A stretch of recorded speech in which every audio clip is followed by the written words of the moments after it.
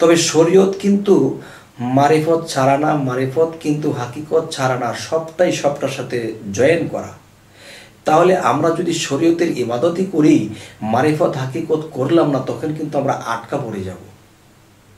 তো এই জন্য বলতেছি যে আমি যখন মসজিদে মাদ্রাসায় গেলাম, তখন হুজুররা আমাকে বাহিরের কোরআনটাকে পড়াইলো, শুদ্ধ করে পড়তে হবে, এক আলিফ দুই আলিফ টান দিয়ে পড়তে হবে, হ্যাঁ, এই জিনিসগুলো আমাকে শেখানো হলো। কিন্তু দেখা যায় যখন একজন কামেল মুর্শিদের কাছে যাওয়া হলো, তিনি তখন আমাকে দেহ কোরআনকে শিখাইলো। আর দেহ কোরআনকে যখন আমি বুঝেছি, শিখেছি, দেহের ভিতরে যখন প্রবেশ করেছি, তখন দেহের ভিতরে দেখা যায় সে আত্মা আছে। আর সে আত্মা আছে এই দুই নয়নে, মানে বাহ্যিক নয়নে সে আত্মাকে দেখা যায় না। তাই সেই আত্মার ভিতরে ঢুকে দেখা যায় আত্মার চক্ষু আছে, সেই আত্মার চক্ষু দিয়ে আত্মাকে দেখে নিতে হয়। যখন আত্মাকে দেখে নেয়, তখন সে আত্মাকে দেখে দেখে সে আত্মার অজু করাইতে পারে এবং সে আত্মার গোসল করাইতে পারে, সে আত্মার পবিত্র করাইতে পারে।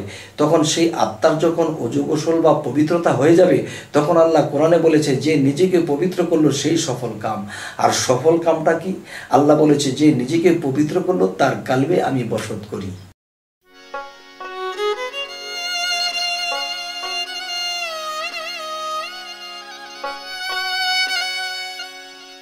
হে জগতবাসী, আজ আমি শামীম আলী চিশতি আপনাদের সামনে একটি আলোচনা নিয়ে আসলাম।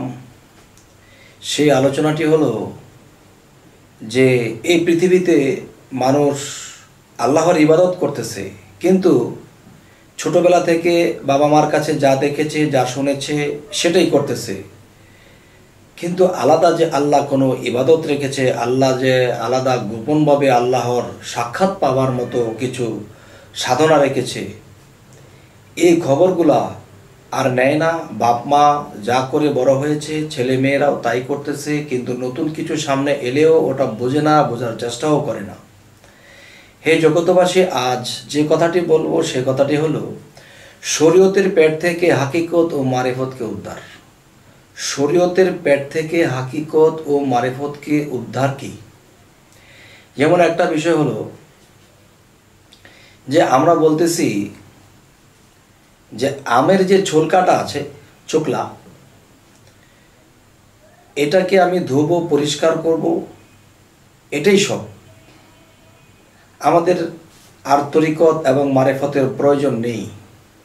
আমি বলবো না বাবা, আমি বলবো ছোকলা যেহেতু আছে, তাহলে এই ছোকলার ভিতরে আমের আঁশ আছে।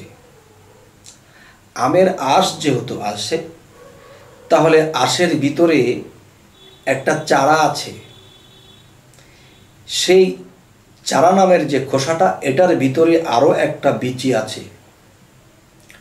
তাহলে আমরা সব সময় কি যে আমরা উপরে হাত পা ধুইতেছি, চলতেছি, খাইতেছি, উজু করতেছি, গোসল করতেছি, নামাজ রোজা করতেছি, যে উপর দিয়ে উজু করেছি, গায়ের ময়লা পরিষ্কার করেছি, কিন্তু দেখা যায় যে আমাদের ভিতরে যে আত্মা আছে, মূলত হাদিসের দিকে লক্ষ্য করি, যদি আমরা কোরআনের দিকে লক্ষ্য করি, তবে দেখা যায় যে কোরআন হাদিসের দিকে লক্ষ্য করলে দেখা যায় মানুষ যখন মৃত্যুবরণ করবে তখন তার আত্মার বিচার হবে।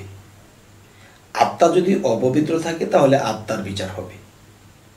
এখন দেখা যায় আমি দেহটাকে ধুয়েছি, মুছেছি, পবিত্র করেছি, আল্লাহর কাজ করেছি, কিন্তু মূলত আত্মার মধ্যে যে পাপের ময়লা লেগে আছে, সেগুলো আমি ওযু করিনি বা গোসল করিনি বা পরিষ্কার করিনি বা নিজেকে পবিত্র করিনি, যার ফলে নামাজে দাঁড়াইছি, চলে গেছি বিদেশে, চলে গেছি বাড়িতে, চলে গেছি বাজারে।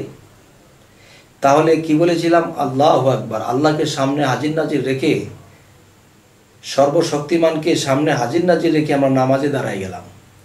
কিন্তু নামাজে দাঁড়াইয়া যখন আমরা হ্যান্ডকাপ দিলাম, তখন কি হলো? আমি আর মসজিদে রইলাম না, বা আমি নামাজের স্থানে রইলাম না, বিভিন্ন জায়গাতে চলে গেছি। তাহলে এই নামাজে কখনো আল্লাহর মেরাজ হবে না। কেন হবে না? যে আমার দেহ পরিষ্কার করেছি, আত্মা পবিত্র করিনি, আত্মার পবিত্রতা করা হয়নি। তাই এই জন্য বলা হয়েছে যে শরীয়তের পেট থেকে হাকিকত ও মারিফতকে উদ্ধার। কিভাবে?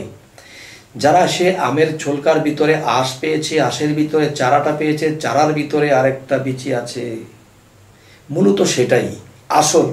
আর সেটা যদি না থাকে তাহলে কিন্তু এই বীচি কখনো গাছ হবে না।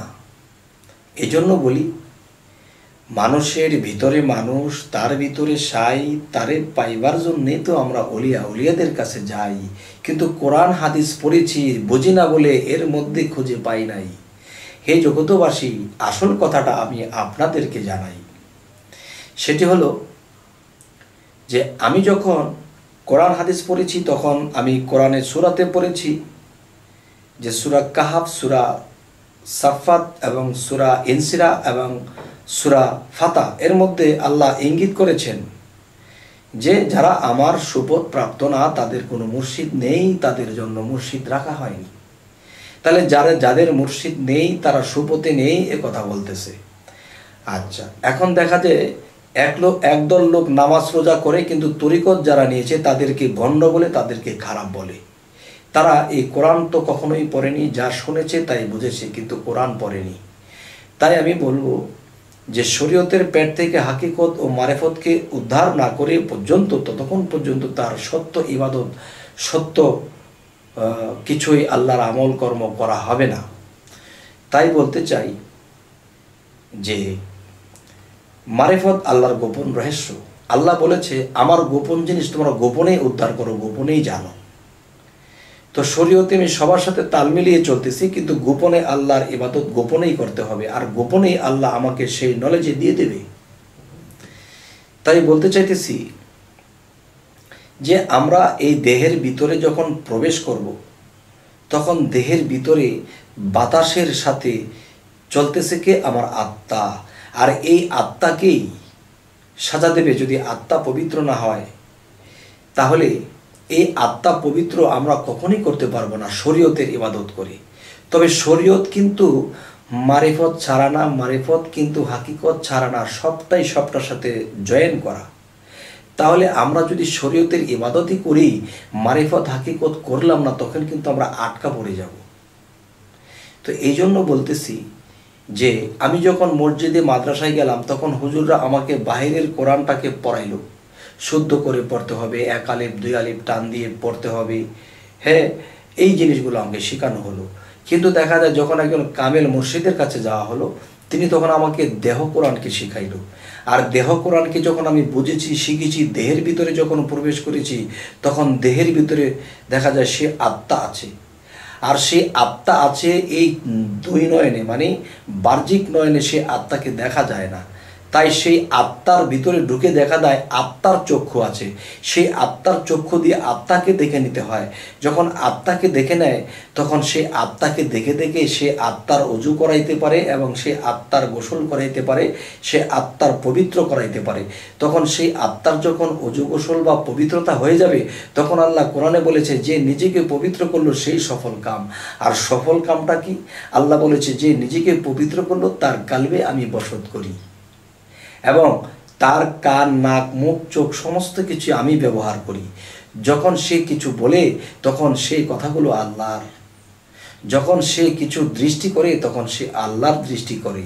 তখন কারো দিকে দৃষ্টি করে যদি বলে যাও ইনশাল্লাহ তুমি ভালো হয়ে যাবা, ভালো হয়ে যায়, তোমার বিপদ কেটে গেছে, এ দেখে বিপদ কেটে গেছে।